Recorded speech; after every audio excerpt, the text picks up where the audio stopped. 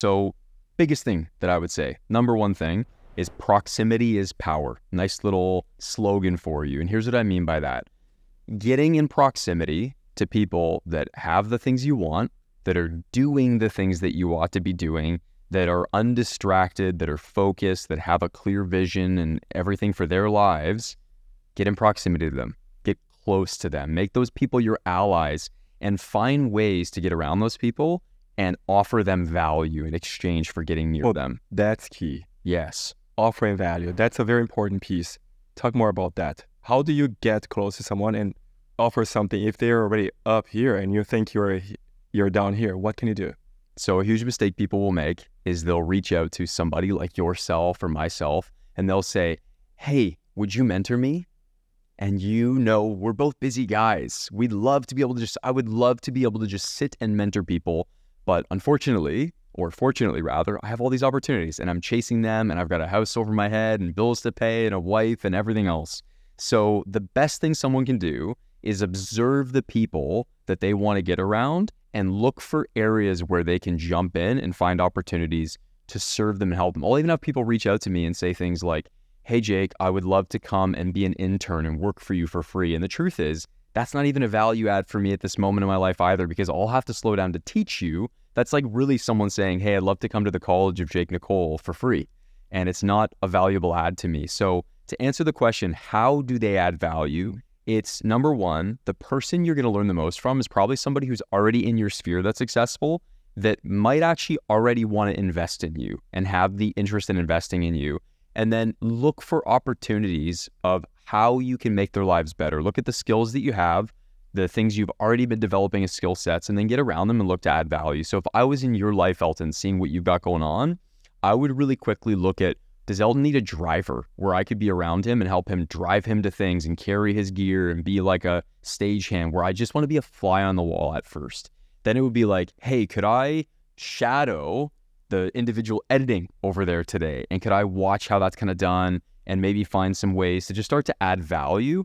And those things will become open doors for someone to be able to bring value to you, maybe even get a job with you in the future, see how you run your business.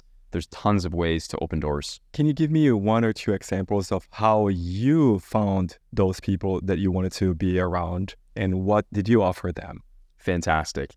The very first way that I found ways to add value is to actually take a step back before I approached anybody. And I really started to refine myself through reading books. Books are amazing ways for you to pick up somebody's life and actually learn from it, who is an amazing mentor. You can pick up books like in the self-development space. You can go down the Tony Robbins rabbit hole, or then you can start to even like watch podcasts like this one and consume a bunch of information just to get you started on understanding core principles of how the world really works. Read Rich Dad, Poor Dad. Understand a little bit about how money really works. So get developed in that world a little bit first. Read some Malcolm Gladwell to sharpen your thinking. Learn some of these core skills of understanding how the world works, because then what will happen is when you get around somebody that you're inspired to have as a mentor, you'll speak a little bit more eloquently.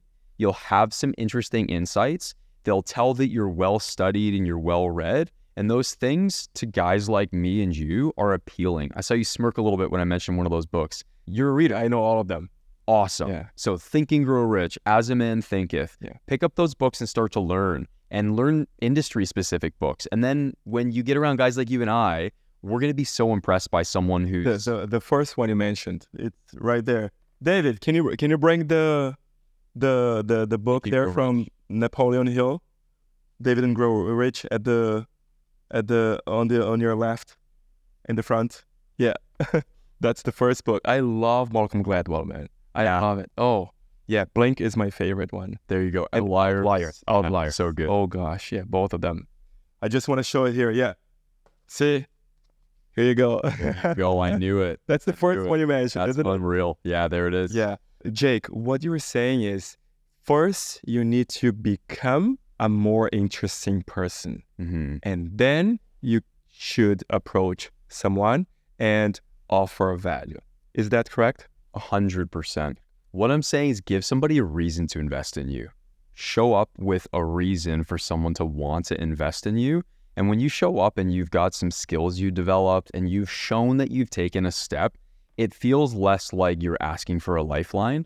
Like we all are in a situation where we want to help people, where we go, I want to bet on you because if you were a stock, I would buy it. Like I'm excited about you, I'd buy it. The people that have invested in my life, I came to them in a way where they didn't feel like I was just a guy asking for something. They were thinking, if I invest in you, I know that there's going to be a return on that investment because you're going to take what I'm saying, you're going to apply it. And then number two, maybe sometime in the future, I'll get to learn from you and be around you and be able to take some credit in your success. And that's a huge motivating factor. Like you have to remember, as much as we are all trying to be really good people, we're all a little bit selfish. Everybody has something they're trying to get from life and from other people. And the more you can give people reasons to selfishly want to invest in you, you're stacking the odds in favor of you opening doors that otherwise wouldn't open.